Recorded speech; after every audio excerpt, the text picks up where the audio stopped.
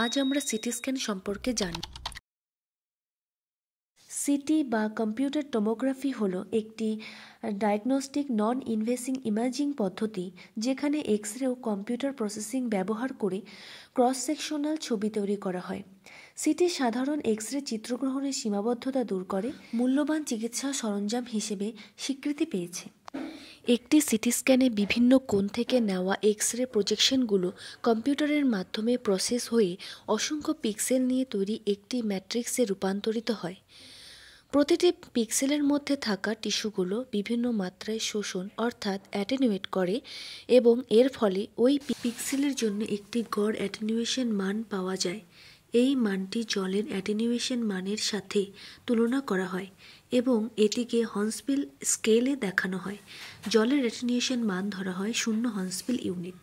বাতাসের ধরা হয় -800 থেকে -1000 হর্নস্পিল ইউনিট। ফ্যাট -80 থেকে -100 Hounsfield unit. Soft tissue +22 +70 Hounsfield unit. Bone +350 হর্নস্পিল unit. আধুনিক মাল্টিস্লাইস হেলিক্যাল সিটি স্ক্যান প্রতি সেকেন্ডে অতি দ্রুত ছবি নিতে পারে, ফলে পুরো শরীরের ইমেজিং একক নিঃশ্বাস ধরে মাত্র 20 থেকে 30 সেকেন্ডেই করা সম্ভব। এই দ্রুত স্ক্যানিং ক্ষমতা ধমনীর ও শিরার ডাইনামিক ইমেজিংয়ের সুবিধা দেয়। ডিজিটাল ইমেজগুলো PSCS picture archiving and communication system নামে পরিচিত ইলেকট্রনিক সংরক্ষণ ব্যবস্থায় রাখা হয়, যা যে কোনো স্থান থেকে ইমেজ দেখার ও বিশ্লেষণের সুযোগ দেয়। বেশিরভাগ সিটি স্ক্যান রোগীকে চিত অবস্থায় অর্থাৎ সুপাইন পজিশনে করা হয় এবং ছবি অ্যাক্সিয়াল প্লেনে নেওয়া হয়। 20 থেকে 25 ডিগ্রি পর্যন্ত জ্যান্ট্রি অ্যাঙ্গুলেশনে ছবি নেওয়া হয়, যা মেরুদণ্ডের ইমেজিংয়ের জন্য বিশেষভাবে উপযোগী।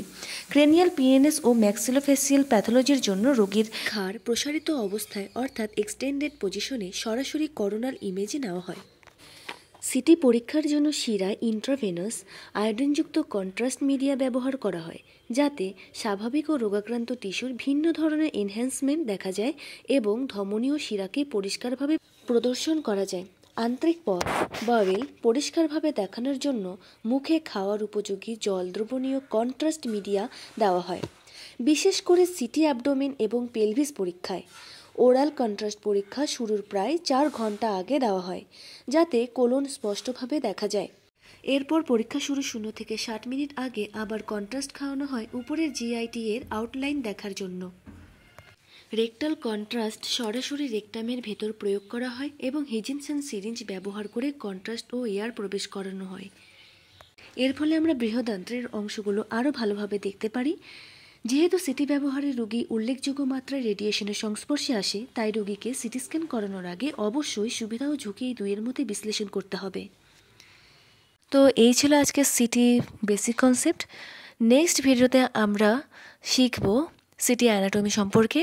ব্রেন থেকে শুরু করে বডির প্রত্যেকটা অর্গানে সিটির অ্যানাটমির প্রত্যেকটি ডিটেলস আমরা খুব ভালো করে জানব। So stay turned, stay positive and waiting for my next video. Tada!